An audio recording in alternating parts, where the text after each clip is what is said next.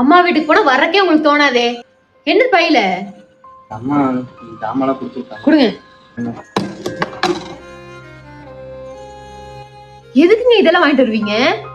ஏன் நம்ம வீட்டு சோத்து கொழி இல்லாமையா இருக்கு? சக்கரை எல்லாம் எனக்கு வாங்கிட்டு வருவீங்க?